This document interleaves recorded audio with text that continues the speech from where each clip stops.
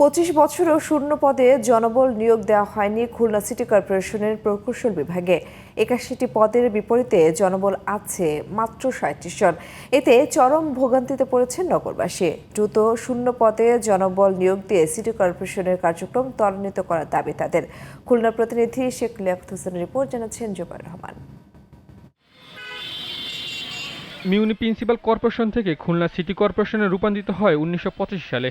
প্রায় 46 বর্গ কিলোমিটারের আয়তনের এই সিটি কর্পোরেশন শুরু থেকেই সিভিল, মেকানিক্যাল ও ইলেকট্রিক্যাল শাখার মোট জনবল 81 জনের পদ রয়েছে।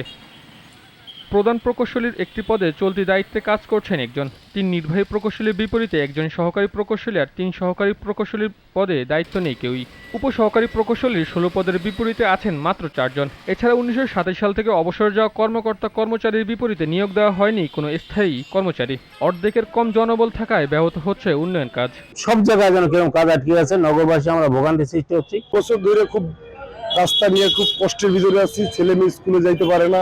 সিটি কর্পোরেশনের 70টি উন্নয়ন প্রকল্পের ভবিষ্যৎ নিয়ে চিন্তিত কর্মকর্তারাও। আমাদের এই অল্প সংখ্যক সাব অ্যাসিস্ট্যান্ট ইঞ্জিনিয়ার দিয়ে কাজ করতে খুবই অসুবিধা হচ্ছে। জনবল নিয়োগ করা জরুরি হয়ে পড়েছে। বোর্ড সভায় কয়েকবার শূন্য পদে নিয়োগ অনুমোদনের জন্য মন্ত্রণালয়ে পাঠানো হলেও নিয়োগের অনুমোদন দেওয়া হয়নি বলে জানালেন প্রধান প্রকৌশলী। আমরা চরমভাবে জনবল সংকটে ভুগছি, বিশেষ করে ইঞ্জিনিয়ারিং ডিপার্টমেন্টে দীর্ঘদিন আসলে লোক নিয়োগ করা হয় না।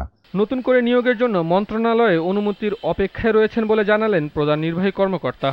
আমরা নিয়োগের একটা চিঠি রেডি করছিলাম, ডাক্তার এবং ইঞ্জিনিয়ার, বিশেষ করে বিশেষায়িত যে পদগুলো যেখানে অ্যাবজর্ব করার সুযোগ নাই, আগের পরীক্ষায় লিখিত পরীক্ষা উত্তীর্ণ হয়েছে, ভাইবার জন্য অপেক্ষায় ছিল, তারা যেহেতু দাবি করতেছে যে না, তাদের বাতিলটা বৈধ হয় নাই, এই জন্য আমরা মিনিস্ট্রিতে চিঠি লিখেছি। সিটি কর্পোরেশনের কাজের অগ্রগতি, নতুন জনবল নিয়োগ করা হবে শীঘ্রই, এমন প্রত্যাশা নগরবাসীর।